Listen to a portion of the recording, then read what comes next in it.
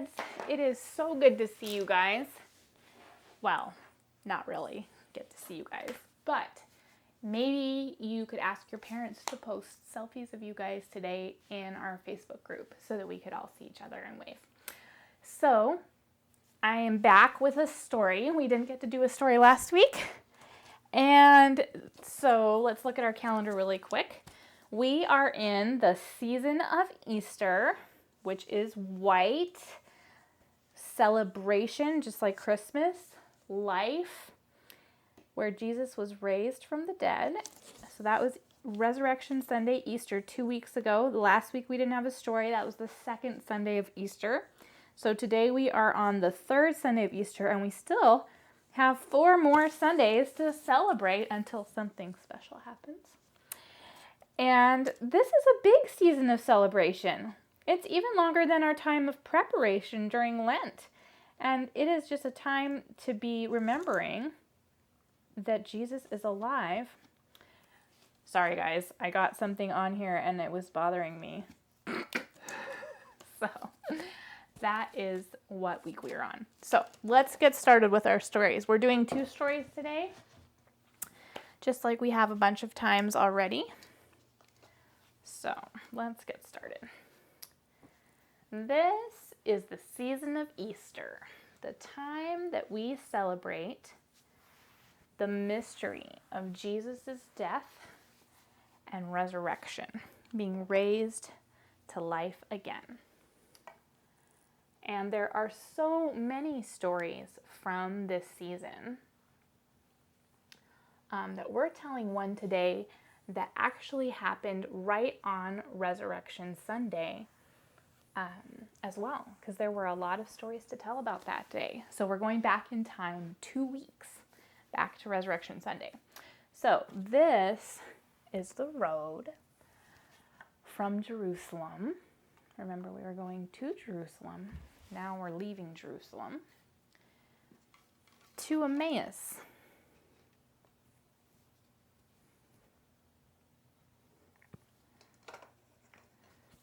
And early during the day, 2 of Jesus' friends were leaving Jerusalem, and they were on their way to Emmaus. And they were sad. They were sad and confused and talking about the events that had happened and thinking and saying to each other, why did Jesus have to die? Why did Jesus die? They had hoped that he would be their king. And then someone came and joined them. And he walked along with them. And as they walked, he heard their questions. And he answered them. He explained to them why Jesus had to die from the scriptures themselves. So they said, stay with us when they reached Emmaus. And he came in.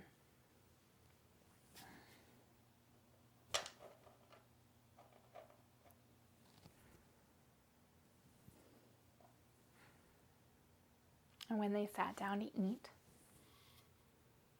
he took the bread and he blessed it and he broke it and he gave it to them. And they recognized him. Suddenly they realized it was Jesus. He was alive. He was risen. And suddenly Jesus was gone. And the 2 disciples were so excited that they rushed all the way back to Jerusalem right then to say to the disciples, Jesus is alive. He is risen. I wonder what that would have felt like. I wonder what it would have felt like for these 2 disciples to hear Jesus explain his death from the scriptures.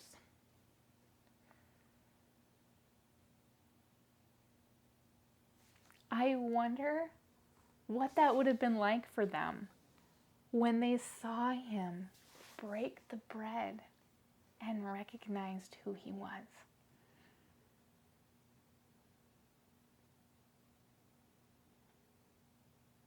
I wonder what your favorite part of this story is.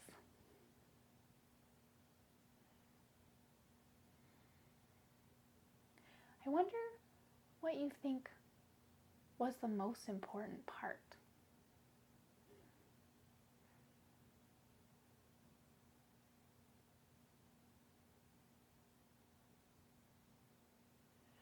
I wonder what you think this story tells you about who God is.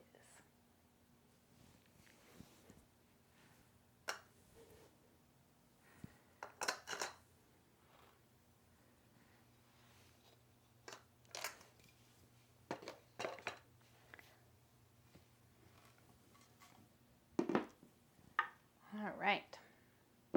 So, story number 2.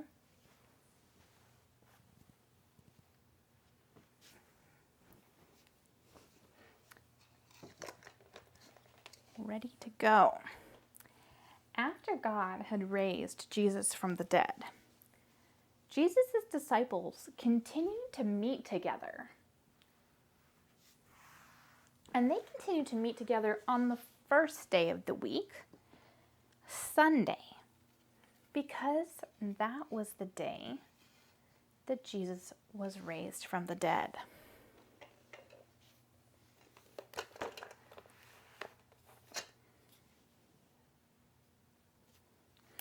So the disciples would gather, remember our disciples, Peter and John and Mary Magdalene and Mary, the mother of James and Joseph, and Andrew and James, Joanna, Salome, and many, many disciples that we don't know what their names were. And they gathered together. And they were so happy because the week before this, on Resurrection Sunday, Jesus had appeared to them right here in this room. And he had said, "Peace be with you." And he said, "I am sending you to do and say what I did and said." And he had breathed on them and said, "Receive the Holy Spirit." But Thomas hadn't been there when Jesus appeared last week.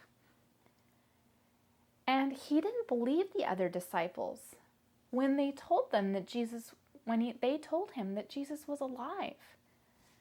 He said, "Unless I see the scars in his hands and in his side, I will not believe." And on this Sunday, they had closed and locked the doors because they were afraid of the religious leaders in Jerusalem. And suddenly, someone appeared right in their midst in the room and said, "Peace be with you." And then he turned and he said, "Thomas, look at my hands. Touch my side. Believe." And Thomas said, "My Lord and my God." And Jesus said to him, "Thomas, you believe because now you've seen me.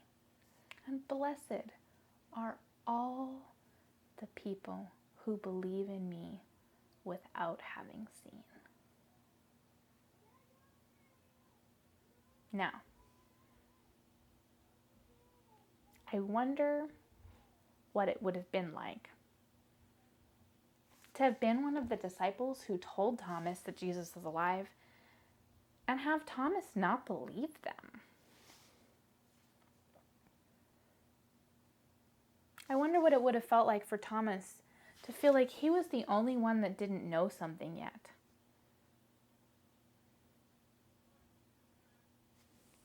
I wonder what your favorite part of this story is.